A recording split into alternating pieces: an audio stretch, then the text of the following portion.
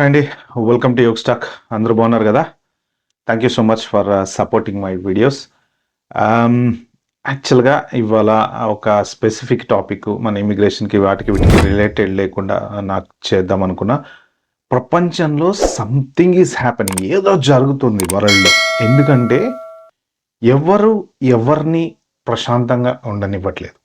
First thing, America వాళ్ళు ప్రతి చోటకు పోయి ఏలు పెట్టడం అనేది మనం తరతరాలుగా చూస్తూనే ఉన్నాం. ఎప్పటి నుంచో ఆ సద్దాం హుస్సేన్ విషయంలోనో, లేకపోతే ఇరాక్ వారని, ఆ వారని, సిరియా అని, అదని ఇదని ఎక్కడో ఒకటి ఏదో ఒకటి మంట పెడతా ఉంటారు వాళ్ళు ప్రతిసారి. ఆయుధాలు అమ్ముకోవాలి కాబట్టి. అంటే ప్రపంచంలో ఎక్కడ మంట మండినా దానికి రీజన్ ఏంటి అంటే బిజినెస్, పవర్ పాలిటిక్స్. అంతకు తప్ప ఏమీ లేదు. ప్రపంచం అంతా ప్రశాంతంగా ఉంటే ఎవడు తట్టుకోలేడు. ఎందుకంటే బిజినెస్ జరగదు. ఏం బిజినెస్ జరగదు? వెపన్స్ కానీ, F-35లు, F-16లు, లేకపోతే ఇంకోటి ఏదన్నా ఆర్మీ రిలేటెడ్ సంబంధించినవి ఏమున్నా సరే అమ్ముకోవడం కష్టమైపోతుంది. దానివల్ల ఏంటంటే ఏదో ఒక రీజనల్ వారు ఎక్కడో ఒకడ మండుతూ ఉండాలన్నమాట. అయితే ఫస్ట్ మనం లాస్ట్ 5 years నుంచి తీసుకుందాం. అంతకుముందు what ever happen is happened వదిలేద్దాం. సో ఓకే, లాస్ట్ 5 years నుంచి కనుక తీసుకుంటే బేసిక్గా కరోనా వచ్చి జనాలందరినీ టెన్షన్ పెట్టింది. చనిపోయే వాళ్ళు చనిపోయేవారు, విలయ తాండవం చేసింది. అదంతా ఆ టైంలో చైనా వాళ్ళు సామాన్లు అమ్ముకున్నారు, బిజినెస్ చేసుకున్నారు. ఇక ఎవరు మన ఈ మెడికల్ మాఫియా వాళ్ళ లెవెల్లో వాళ్ళు చేసుకున్నారు. ఎవరెవరు ఏ రకంగా సంపాదించుకున్నారు, షేర్ ప్రైజులు పెరిగినాయి, డబ్బులు సంపాదించుకున్నారు. అంతా అయిపోయి సెట్ అవుతుంది అనుకున్న టైంలో యుక్రెయిన్ రష్యా వార్ స్టార్ట్ అయింది. అసలు యుక్రెయిన్ రష్యా వార్ ఎందుకు స్టార్ట్ అయింది ఏంటి అంటే అదంతా సింపుల్గా చెప్పాలంటే వడ్ల గింజలో బియ్యపు గింజ అంతే. ఏముండదు దాంట్లో. కానీ ఏంటంటే మండుతూ ఉంటే ఏంటంటే ఆయుధాలు వాడుతుంటాం కదా, వాడుతుంటే కొత్తవి ప్రొడ్యూస్ చేసుకొని పాతవి తీసుకెళ్ళి అమెరికా వీళ్ళకి ఇచ్చేయచ్చు అన్న ఉద్దేశంతో మంట పెడుతూ ఉంటుంది అనమాట. అయితే ఇప్పుడు బేసిక్గా 1992లో యుఎస్ఎస్ఆర్ కొలాప్స్ అయిపోయి ఇవన్నీ ఈ స్టోరీ ఈ సైన్స్ అంతా మనం వదిలేద్దాము. సింపుల్ లేమ్యాన్ లాంగ్వేజ్లో మాట్లాడుకుంటే బేసిక్గా ఏంటంటే ఎందుకు యుక్రెయిన్ రష్యా మంటలు మండుతున్నాయి ప్రస్తుతానికి అంటే పవర్ పాలిటిక్స్, జియో పాలిటిక్స్ అనేది, జియో ఎకనామికల్ గేమ్స్, ఇవన్నీ చాలా ఉంటాయండి దీనికి బిహైండ్. అంటే సామాన్యులు చనిపోతున్నారు అన్న బాధ ఎవరికి ఉండదు. 100% ఏ కంట్రీలో ఎక్కడ ఎవరికి ఉండదు. ఇవన్నీ మీడియా ముందు నిలబడి అయ్యో మా ప్రజలు చనిపోయారు, అయ్యో మా ఆర్మీ వాళ్ళు చనిపోయారు, ఇవే తప్ప అదర్ దాన్ దట్ మీరు రియాలిటీ మాట్లాడితే ఇదంతా జియో పొలిటికల్ గేమ్. నీ దగ్గర ఏమన్నా ఉందా, మేము తీసుకెళ్ళిపోతాం. ఇప్పుడు మొన్న యుక్రెయిన్లో కూడా ఏమైంది, ట్రంప్ వచ్చాడు, ఆ రేర్ ఎర్త్ మినరల్స్ డీల్ రాయించుకున్నాడు. ఎంతసేపటికి బిజినెస్, ఆయుధాలు అమ్ముకోటాలు, వీటి మీదనే ప్రపంచం బతుకుతుంది. ఒకసారి అసలు యుక్రెయిన్ వార్ గురించి చూసుకుంటే చాలా సింపుల్ టాస్క్ అండి. అది వెరీ వెరీ సింపుల్ టాస్క్. ఏంటంటే మీకు ఒక రైల్వే ట్రాక్ ఉంది ఫర్ ఎగ్జాంపుల్, ఇటు నుంచి అటు దాటాలి. మనం మామూలుగా దాటం కదా, కారుతో దాటడం కష్టం కదా, నడిచి అయితే వెళ్దాం అనుకోండి. బట్ నడిచి కూడా సేఫ్ కాదు. ఎందుకంటే సపక్కన ఏ రైలు వచ్చినా కొడేస్తుంది. అయితే దాని మీద ఏం చేసాం మనం, బ్రిడ్జి కట్టాం. సో ఈ బ్రిడ్జియే యుక్రెయిన్ అనమాట. ఏంటి అంటే ఇటు యూరప్కి అటు రష్యాకి మధ్యలో ఉండేటువంటిది యుక్రెయిన్. యూరప్ నుంచి రష్యా ఏది రీచ్ అవ్వాలన్నా యుక్రెయిన్ నుంచి రావాలి, వైస్ వర్సా. అప్పుడు ఏమైంది అంటే ఈ రష్యాకి యుక్రెయిన్ బోర్డర్, నైబర్ దేశం అనమాట. ఇప్పుడు మన కొంత మ్యాప్లో మన భూభాగంలో మనకి పాకిస్తాను, బంగ్లాదేశ్, చైనా ఇలా బోర్డర్లు ఎలా కనెక్ట్ అవుతాయో అలాగా మనకి Hyderabad, Secunderabad type Ukraine Russia అనమాట. అయితే ఏంటి అంటే ఈ 1992 వరకు ముందు బోల్డ్ అని పాలిటిక్స్ జరిగినాయి. సో ఇక అది పెద్ద సబ్జెక్ట్ అవుతుంది. మనం అదంతా నేను ఆల్రెడీ చేసే ఒక వీడియో దాని మీద, అది మాట్లాడుకోకుండా చూసుకుంటే ఈ నాటో ఎప్పుడైతే ఫామ్ అయిందో, నార్త్ అట్లాంటిక్ ట్రీటీ ఆర్గనైజేషన్ అనే దాంట్లో ఒక 32 దేశాలు ఉంటాయి. దాంట్లో అమెరికా బిగ్గెస్ట్ గేమ్ చేంజర్ అనమాట. ఈ నాటోకి సంబంధించిన ఆర్మీ కానీ వాళ్ళంతా ఏంటంటే ఎప్పుడన్నా ఈ కంట్రీస్ మీద అటాక్ చేయాలంటే ఒక గ్రూప్ ఫామ్ అయ్యి క్రియేట్ చేసుకున్నది. వాళ్ళకు సంబంధించిన ఆర్మీలు, వెపన్లు, ఫైటర్ జెట్స్లు, ఇవన్నీ ఈ నాటోకి సంబంధించిన యూరోపియన్ ఏరియాలో ఉంటుంది. అయితే యుక్రెయిన్ ఏంటంటే, యుక్రెయిన్లో ఒకప్పుడు చెప్పాను కదా, యుఎస్ఎస్ఆర్ ఆ టైం ఇవన్నీ అంతా అయిపోయిన తర్వాత కొన్ని న్యూక్లియర్కి సంబంధించిన నిల్వలు ఉండిపోయినాయి. అయితే యుక్రెయిన్ ఏమంటది ఇప్పుడు అంటే, ఏదో ఒక రోజు రష్యా వాడు మమ్మల్ని తినేస్తాడు, కాబట్టి మాకు సపోర్ట్ కావాలి. మాకు సపోర్ట్ కావాలంటే మమ్మల్ని నాటోలో చేర్చుకోండి. నాటోలో చేర్చుకుంటే ఏంటి, ఈ నాటోకి సంబంధించిన ఇవన్నీ ఏమైతే ఉంటాయో, ఇప్పుడు ఈ కంట్రీ మీద నాటో రూల్ ప్రకారం ఆ కంట్రీల మీద ఎవరైనా సరే ఏదైనా యుద్ధం చేస్తే అందరూ వచ్చి ఈ నాటోకి సంబంధించిన వాళ్ళందరూ డిఫెండ్ చేసి అటాక్ చేయాలి. అది నాటో రూల్. అందుకని యుక్రెయిన్ ఏమంటుందంటే, నన్ను కూడా మీలో చేర్చుకోండి, రేపొద్దున ఎప్పుడైనా రష్యా వాడు వచ్చి మమ్మల్ని నమిలి పారేస్తే మాకు ప్రాబ్లం అవుతుంది అని చెప్పేసి. అయితే ఏంటి, రష్యా వాడు ఏమంటాడంటే, నువ్వు నాటోలో చేరకు, నేను నిన్నేమన్నా అంటాడు. అదే సింపుల్. ఈ సింపుల్ గొడవే, నువ్వు నాటోలో చేరకు, నేను నిన్నేమనను. వీడేమో నాటోలో చేరతా అని నాటో ఎంబడబడుతున్నాడు. వీళ్ళు కూడా పోనీ చేర్చుకుంటున్నారా? ఇక్కడ చూడండి, మీరు పాలిటిక్స్ జాగ్రత్తగా అర్థం చేసుకోండి. వాళ్ళు చేర్చుకోవట్లేదు, వీడు చేరతా అంటున్నాడు, పుతిన్ చేరొద్దు అంటున్నాడు. చూడండి, ఇంత పెద్ద గేమ్ అంటే ఇది. నిజంగా అంత సపోర్ట్ ఎందుకు ఇవ్వాలి యుక్రెయిన్కి? ఇప్పుడు అన్ని కంట్రీల నుంచి బిలియన్ డాలర్ల డబ్బులు ఇచ్చి, ఆయుధాలు ఇచ్చి, నువ్వు వాడి మీద యుద్ధం చేయి అనే బదులు నాటోలో చేర్చుకోవచ్చు కదా. కానీ వీళ్ళు చేసుకోరు. ఇదే జియో పొలిటికల్ గేమ్ అన్నమాట. నిజంగా ఒక కంట్రీ సింపుల్గా నాటోలో చేర్చుకుంటే ఏమవుద్దంటే, అది చిలికి గాలివానై మూడో ప్రపంచ యుద్ధానికి దారితీస్తుంది అనమాట. అప్పుడు ఈ కంట్రీస్ అన్నీ పోయి రష్యా మీద యుద్ధం చేయాల్సి వస్తుంది. అందుకని వీళ్ళు తెలివిగా వాడిని నాటోలో చేర్చుకోకుండా, ఏదో అడకత్తలో పోక చెక్క నలిగిపోయింది అంటారు చూసారా, అలాగా పిచ్చోడిని చేసి వాడిని వీళ్ళు ఆయుధాలు ఇవ్వటము, డబ్బులు ఇవ్వటము, నువ్వు వెళ్ళగొట్టరావాడిని అంటున్నాడు. సో ట్రంప్ వచ్చాడు, నేను సెట్ చేస్తా, పీస్ డీల్ మాట్లాడతా అన్నాడు. బట్ ఇటువైపు వీళ్ళు ఏం లేదు, అటువైపు వాళ్ళు ఏం లేదు.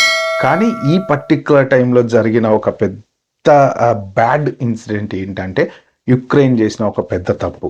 ఎందుకు ఇది తప్పు అంటే, ఒక పక్క టర్కీలో పీస్ టాక్స్ నడుస్తున్నాయి, శాంతికి సంబంధించిన చర్చలు రష్యాతో నడుస్తున్నప్పుడు. ఎందుకంటే వీళ్ళు ఆలోచించాల్సింది, ఒక పక్క జనాలు చనిపోతున్నారు, మనం ఏం సాధించలేకపోతున్నాము, మనం పీస్ అనేది దాని వైపు వెళ్దాము, ఎందుకు అనవసరం. కానీ కంట్రీస్ కనుక ఆలోచించగలిగితే ఇలాంటి ప్రాబ్లమ్స్ రావు. ఓకే, పీస్ డీల్ చేద్దామని డిస్కషన్స్ ఒక పక్క టర్కీలో జరుగుతున్న టైంలో, ఇటు పక్కన ఈ జెలెన్స్కీ ఎప్పటి నుంచో 18 నెలల నుంచి ప్లాన్ చేసి దొంగతనంగా వాళ్ళ కంట్రీలోకి డ్రోన్లు పంపించి వాటిని వుడెన్ ఏంటి మన ఇళ్లలాగా, చెక్క ఇళ్ళు ఉంటాయి కదా చిన్నవి, చెక్క ఇళ్లలో వాటి పెట్టేసి ఒక 4000 కిలోమీటర్లు 3000 కిలోమీటర్లు అక్కడ మొత్తం రష్యాలో ట్రావెల్ చేయించి, ఎక్కడెక్కడ ఎయిర్ బేస్లు ఉన్నాయో తెలుసుకొని, వాళ్ళ ఇంపార్టెంట్ ఎయిర్ బేస్ల దగ్గరలో తీసుకెళ్ళి లారీ పార్క్ చేసి, భోజనాలకి డ్రైవర్లు ఆగుతారు కదా, అలా సింపుల్గా ఆగి వాళ్ళ రేడార్స్కి దొరకకుండా, వాళ్ళ ఇంటెలిజెన్స్కి దొరకకుండా వీటన్నిటిని ట్రాన్స్పోర్ట్ చేసి ఒక పెద్ద స్కెచ్ చేసి సినిమాల్లో చూపిస్తారు చూసారా. అలా తెరుచుకోగానే పైన జగదక్ వీడతలోక సుందర్ సినిమాలో శ్రీదేవి బయటకు వెళ్ళేటప్పుడు ఇలా తెరుచుకోగానే అలా శ్రీదేవి పైకి వెళ్ళిపోతుంది. So exactly same kind of సీన్లో ఇలా ఉడని తెరుచుకుంది, లోపల నుంచి డ్రోన్లు వెళ్ళినాయి, అలా వెళ్ళారు, పట్ట బాంబులు వేశారు, ఇక్కడి నుంచి వీళ్ళు ఆపరేట్ చేశారు, కత్తం కల్లాస్ చేసి పెట్టారు. భయావాడు అసలే పుతిను ఒక కొంచెం తిక్క క్యాండిడేట్ అంటారు. మరి ఒక్కటి సింపుల్ ఎగ్జాంపుల్, ఎవరినైనా రోడ్డు మీద కొడితే అది పబ్లిక్ గొడవ అవుతుంది. మీ ఇంటికి వచ్చి మీ తలుపులు తీసి ఎవడన్నా ఒకడు గోపించి ఒకడు కొట్టాడు అనుకోండి, వాడి ఈగో దెబ్బతింటది కదా. ఎందుకు దెబ్బతింటది? వీడినే బయట రోడ్డు మీద కొట్టామనుకోండి, మనము పబ్లిక్కి తెలుసు అంతే, ఎక్కడో సంబంధం లేని ప్లేస్లో రోడ్డు మీద ఒకటి ఎవడో బండి మీద వెళ్తుంటే గుద్దితే కొట్టాడు అనుకోండి, అది ఎవరికి తెలియదు, మనం ఇంటికి వచ్చి చెప్పుకోం కదా. ఇదే పర్సన్ని ఇంటికి వెళ్ళి తలుపు తీసి లాగి గోపించోడు కొట్టామనుకోండి, అక్కడ వాడి పిల్ల ఉంటుంది, వాడి పిల్లలు ఉంటారు, వాళ్ళ అమ్మ నాన్న ఉంటారు, అప్పుడప్పుడు అనుకోకుండా వాడి చుట్టాలు కూడా ఉంటారు. సో వీళ్ళందరి ముందు వాడిని కొడితే వాడి ఈగో హర్ట్ కదా. సో ఎగ్జాక్ట్లీ ఈ పొట్టోడు చేసిన తప్పు అదే అనమాట. యాక్చువల్గా చెప్పాలంటే అది వాళ్ళ కంట్రీలోకి ఇప్పుడు మెన్ టు మెన్ ఫైట్ అంటే ఆర్మీ టు ఆర్మీ ఫైట్ వేరు, అలా కాకుండా వెళ్ళి డైరెక్ట్గా తెలియకుండా లోపలికి వెళ్ళి కొట్టాడు. సో పుతిన్ రగిలిపోతున్నాడు. అదొకటి. అది ఏం చేయాలో వాడు పిచ్చ ప్లాన్లో ఉన్నాడు. వేసేస్తా పీకేస్తా అంటున్నారు. ప్రస్తుతానికైతే మరి కామ్గా ఉన్నారు, కానీ ఏం పెద్ద ప్లాన్ వేస్తున్నారు అనేది తెలియదు. ఏదైనా జరగచ్చు. ఈ మధ్యలో వీళ్ళు పోయి బ్రిటన్ వాళ్ళు వీళ్ళందరూ ఏలు పెడుతున్నారు. అసలు ఏం జరుగుతుంది అనేది తెలియదు. ఇంకా స్టిల్ వాళ్ళు రెచ్చగొడుతూనే ఉన్నారు, మిసైల్ మీద వేస్తూనే ఉన్నారు. ఒకప్పుడు యుద్ధం అంటే ఏంటంటే ఇట్లా ఆర్మీ టు ఆర్మీ తుపాకులు పెట్టుకొని కాల్చుకునే వాళ్ళు కదా. యాక్చువల్ యుద్ధము అంటే ఏంటంటే మన మన మీరు ఒరిజినల్ ఎప్పటి నుంచో భారత రామాయణం ఇవన్నీ చూసుకుంటే కూడా ఏంటంటే ఫస్ట్ ఆర్మీ టు ఆర్మీ కొట్టుకుంటారు. ఎవరో ఒక ఆర్మీ ఓడిపోయినప్పుడు ఈ కంట్రీ గెలిచినప్పుడు వాళ్ళని ఆక్యుపై చేస్తారు. అది యుద్ధం బేసిక్గా. కానీ ఇప్పుడు ఏమైందంటే టెక్నాలజీ డెవలప్ అయ్యి బాగా ఒక రేంజ్కి వెళ్ళిపోయినప్పుడు ఇప్పుడు ఏంటంటే ఇట్లా నొక్కితే పట్టుమని ఒక మిసైల్ వేస్తుంది, వెళ్ళి టపక్కన వాడి కంట్రీ మీద పడుతుంది. ఇంకా ఆర్మీతో సంబంధం లేదు. అసలు వీళ్ళు బోర్డర్ల దగ్గర ఎదురెదురు నిలబడి కొట్టుకోవటాలు అనేవి గాన్ కేసు. అది అయిపోయింది. ఇప్పుడు ఏంటంటే చాలా దూరం వచ్చేసింది. టెక్నాలజీ వల్ల ప్రాణ నష్టం అనేది ఎక్కువ జరుగుతుంది. సో ఇది ఒక హెడ్ఏక్ నడుస్తుంది.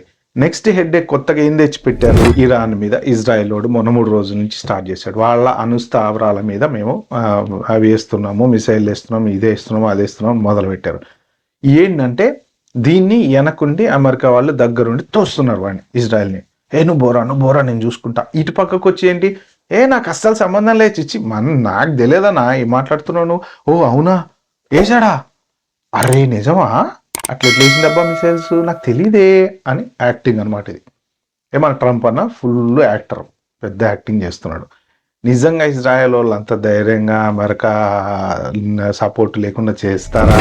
ఇక అది ఎట్లా అంటే ఇది కూడా ఒక పెద్ద సీక్రెట్, ఓపెన్ సీక్రెట్, ఎవ్వరికి తెలియదని మనం అనుకుంటాం చూసారా, కానీ అందరికీ తెలుసు, కానీ ఇట్స్ సీక్రెట్ అనమాట. ఆ టైప్లో ఉంటుంది వీళ్ళిద్దరిది. వీళ్ళ పాపులేషన్ వచ్చి 93 లక్షలు అండి ఇజ్రాయెల్ది. చాలా బొడ్డ కంట్రీ. హైదరాబాద్లో సగం ఉంటుందేమో, కానీ పవర్ఫుల్ కంట్రీ వరల్డ్లో. వీళ్ళ ఇంటెలిజెన్స్, మొసాద్ అని ఇంటెలిజెన్స్ ఉంటారు, అసలు టాప్ ఇంటెలిజెన్స్. మనకు పక్కన ఉన్నది కూడా తెలీదు ఎవరేంటనేది, అంత టాప్ ఇంటెలిజెన్స్ అనమాట. అంటే ఒకప్పుడు వాళ్ళ మీద జరిగినటువంటి బ్యాడ్ ఇన్సిడెంట్ నుంచి వాళ్ళని వాళ్ళు కాపాడుకోవటం కోసం వాళ్ళు క్రియేట్ చేసుకున్నటువంటి గొప్ప వలయం అనమాట. సో ఇంత పవర్ఫుల్ వాళ్ళు ఇప్పుడు ఇరాన్కి ఎదురు తిరుగుతున్నారు. ఇరాన్ ఏ న్యూక్లియర్ సైట్లు, ఏ అణు కేంద్రాలు కనుక తయారు చేస్తే రేపు పొద్దున వీళ్ళకి థ్రెట్ ఉంటుంది. అందుకని ఆదిలోనే అంతం చేయాలి అన్న ఉద్దేశంతో ఇప్పుడు వీళ్ళు తీసుకుపోయి ఇరాన్ని సర్వనాశనం చేద్దామని ప్లాన్లో చేస్తున్నారు. సో ఇప్పుడు ఇది ఎక్కడికి పోతుందో తెలీదు. దీనివల్ల నష్టాలు ఏంటి అంటే Iran 20% of the biggest oil exporter to the world అనమాట. ఇరాన్ నుంచి భయంకరమైన ఆయిల్ ప్రపంచ దేశాలకు వెళ్తాయి. ఓకే, ఇదొకటి. ఏమన్నా తేడా వచ్చి ఈ ఆయిల్ కేంద్రాల్లో కనుక, అంటే వేరే కంట్రీస్ కూడా ఉన్నాయి ఆయిల్ సప్లై చేసే, ఉన్నాయి, ఖతారు, సౌదీ, అట్లా రకరకాలు ఉన్నాయి, ఇరాకు. కానీ ఇరాన్ వాళ్ళు కూడా సప్లై చేస్తారు కదా. ఈ ఎంతో కొంత సప్లై అనేది ఆగిపోతే ఏమవుతుంది, ప్రపంచం అంతా ఎకనమీ అంతా పెరిగిపోయి అల్లకల్లోలం అవుతుంది. సో ఇదంతా ఒక ఎత్తు అయితే, ఇంకా ఇంపార్టెంట్ టాపిక్ నేను చెప్పేది ఏంటంటే, మీకు ఒక పోర్ట్ ఉంది ఇరాన్లో, చాలా ఇంపార్టెంట్ పోర్ట్, స్ట్రైట్ ఆఫ్ హార్మస్ అంటారు దాన్ని. అది కరెక్ట్గా అన్నిటికీ చుట్టుపక్కల, ఇటు ఖతారు, యమాను, సౌదీ అరేబియా అన్నిటికీ మధ్యలో ఒక మంచి పెద్ద ఫ్యామిలీలో ఒక చిన్న పిల్లోడు ఉంటే ఎలా ఉంటాడు, అందరూ ముద్దు చేసి వాడిని ఆడిస్తుంటారు కదా, ఎగ్జాక్ట్లీ అదే టైప్లో ఉందన్నమాట. ఇప్పుడు ఇరాన్ ఏమంటుంది, నేను అది మూసేస్తా అంటుంది ఒకటి. ఇంకోటి ఏమంటుంది, దాని చుట్టుపక్కల అన్ని అమెరికన్ ఎయిర్ బేసెస్ చాలా ఉన్నాయి. ఏది ఇటు చూసుకుంటే ఖతారు, సౌదీ, ఏ ఏరియాలో చూసుకున్నా అమెరికాకి సంబంధించిన ఎయిర్ బేస్లు చాలా ఉన్నాయి. మీరు ఇజ్రాయెల్ వాళ్ళతో కలిసి మా మీద చేస్తున్నారు, బయటకు మాత్రం మాకేం తెలియదని చెప్తున్నారు, మీరు వాళ్ళకి సపోర్ట్ చేస్తే మేము మీ ఎయిర్ బేస్లు నాశనం చేస్తాము అని చెప్పేసి వాళ్ళు నిన్న మొన్న వార్నింగ్ ఇచ్చారని న్యూస్. అమెరికా వాడు ఏమంటాడు, మన అన్న ట్రంప్ అన్న, అరే పిచ్చోడా నువ్వు పిల్లోనివి, ఆ పిల్లోడిలాగే ఉండు, ఎందుకు అనవసరంగా మాతో పెట్టుకుంటావు, నువ్వు అట్లాంటి ఆలోచన నీకేమైనా వచ్చింది అంటే మాత్రం మొత్తం అసలు నిన్ను మొత్తం కొలాప్స్ చేసి కంట్రీ క్లీన్ చేసి పెడతామని చెప్పి వీళ్ళు అంటాడు. అయితే ఇప్పుడు ఈ straight of Hormuz shut down చేయటం వలన వచ్చేటువంటి నష్టం ఏంటి అంటే, చాలా పెద్ద ప్రమాదంలో పడతాం అది కనుక జరిగితే. ఎందుకంటే అది ఒక రూట్ అండి. కరెక్ట్‌గా చెప్పాలంటే అది ఒక రూట్. ఆ రూట్ గనక క్లోజ్ అయితే ప్రపంచానికి ఆయిల్ వెళ్ళటానికి అసలు సప్లై అనేది ఉండదు. సో ఇప్పుడు ఫర్ ఎగ్జాంపుల్ ఇండియాకి ఆయిల్ వెళ్తుంది. ఇప్పుడు ఖతార్ నుంచి వెళ్తుంది అనుకుందాం ఫర్ ఎగ్జాంపుల్. ఆ స్ట్రైట్ ఆఫ్ హార్మోజ్ రూట్‌లోంచే వెళ్ళాలి. పోర్ట్ అదంతా ఒక పెద్ద ఆర్మీ, నేవీ తోటి కంట్రోల్ చేస్తూ ఉంటారు. అంత పెద్ద ఇంపార్టెంట్ పోర్ట్ అన్నమాట అది. సో ఆ పోర్ట్ వీళ్ళు క్లోజ్ చేస్తే ఎగ్జిట్ ఎంట్రీ అనేది క్లోజ్ అయ్యిద్ది ఆయిల్‌కి. ఆయిల్ లేకపోతే ఏమవుతుందండి? అసలు ప్రపంచమే ఆగిపోతుంది. ఒక బండి కదలదు, ఒక కారు కదలదు, ఒక లారీ కదలదు, ఒక ట్రాన్స్పోర్ట్ ఉండదు, ఒక విమానం కదలదు. అసలు ప్రపంచం కొలాప్స్. ఈ రూట్ కనుక కట్ అయిపోతే, ఈ రూట్ ద్వారా ఖతారు బిగ్గెస్ట్ ఎల్పిజి ఎక్స్పోర్టర్ యాక్చువల్గా. అది ఎక్స్పోర్ట్ చేస్తుంది. సౌదీ అరేబియా, ఇరాక్ ఏమేమైతే ఆయిల్ ఎక్స్పోర్టర్స్ ఉన్నారో వాళ్ళందరికీ ఇది majority route. Around 20-30% of the oil అంటే 30-40 మిలియన్ గ్యాలన్స్ పర్ డే ఈ రూట్ ద్వారా వెళ్తూ ఉంటాయి అన్నమాట. ఆయిల్ బంకర్స్ కానీ ట్యాంకర్స్ కానీ.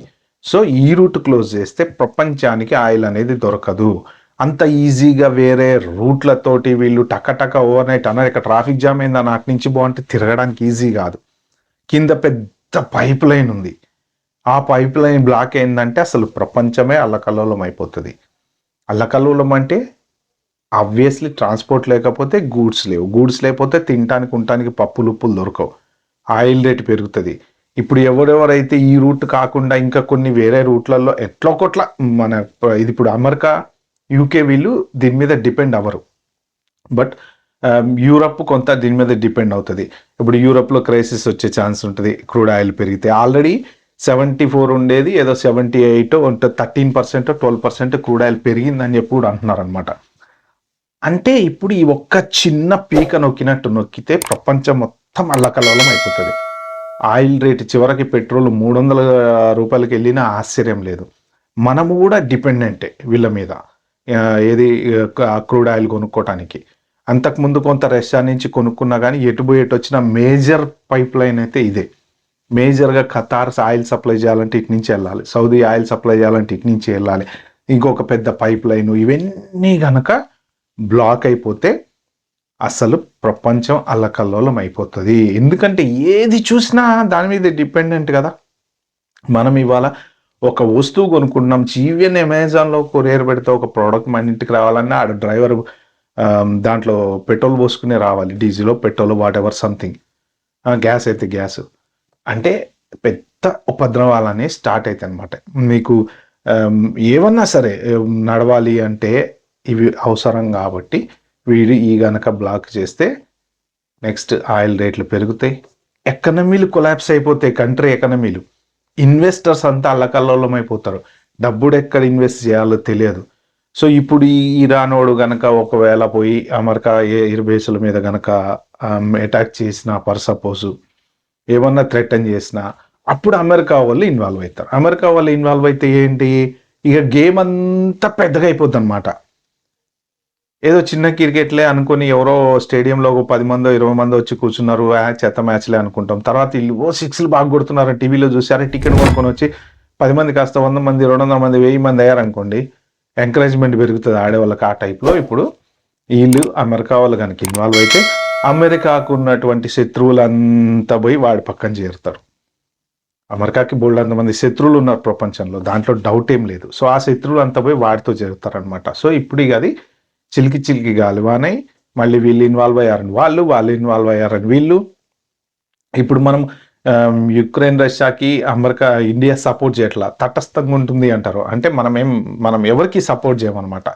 మనం జస్ట్ మన స్టేటస్ అలా మెయింటైన్ చేస్తాం అంతే. ఇది రైట్ అని చెప్పాము, అది రాంగ్ అని చెప్పాము, కానీ చేసుకోవద్దు భయా, యుద్ధం వద్దు అంటాడు మన మోడీ. ఇప్పుడు ఇవెందరూ ఇన్వాల్వ్ అయినప్పుడు రేపు పొద్దున మన ఇండియా కూడా ఇన్వాల్వ్ కావాలిగా మరి. సో ఆ పరిస్థితి ఇప్పుడు మనకు ఆయిల్ దొరకదండి, ఏం చేస్తాం, కంట్రీ బతకాలంటే ఏం చేస్తాం, అందరు యుద్ధాలు చేసుకుంటే మనం ఒక్కలం పక్కన చాటుకు కూర్చోలేం కదా. అప్పుడు మన వాళ్ళు కూడా పోయి రాయేసి వస్తారు, తప్పదు, అది ఎవరికైనా తప్పదు మూడో ప్రపంచ యుద్ధం వస్తే. సో వీళ్ళు చేసిన చిన్న ఇప్పుడు యుక్రెయిన్ వాళ్ళు పీస్ టాక్స్ నడిచేటప్పుడు ఏదైతే చిన్న పెంట పని చేశాడో అలాగే ఇప్పుడు ఈ ఇజ్రాయెల్ వాళ్ళు చేసింది కూడా మరి అది రైటా రాంగా అది వరల్డే చెప్పాలి. ఎందుకు అంటే నేను చెప్పినట్టు ఇందాక geo political games, power politics, money making, business, ఎక్కడన్నా ఏదన్నా ఒకటి ఉంది అంటే వెళ్ళి ఆక్యుపై చేసుకుందాం అనే ఆలోచనలు ఇలాంటివన్నీ మనము రాచరికంలో చూసాం. రాచరికంలో వాడు పోయి ఆక్యుపై చేసుకున్నాడు, వీడి పోయి ఆక్యుపై చేసుకున్నాడు అని. కానీ అది మనం చరిత్రలో చదువుకుంటున్నాము. ఇప్పుడు చరిత్ర ఫ్యూచర్ జనరేషన్ వాళ్ళు చదువుకుంటారు. సేమ్ అదే జరుగుతుంది, ఎటువంటి తేడా లేకుండా అదే జరుగుతుంది. ఓకే ఫ్రెండ్స్, ఇది ఈ వీడియోలో నేను చెప్తాం అనుకుంది. వీడియో మీకు నచ్చినట్టుంటే ప్లీజ్ అండి like, share, subscribe my channel. Thank you.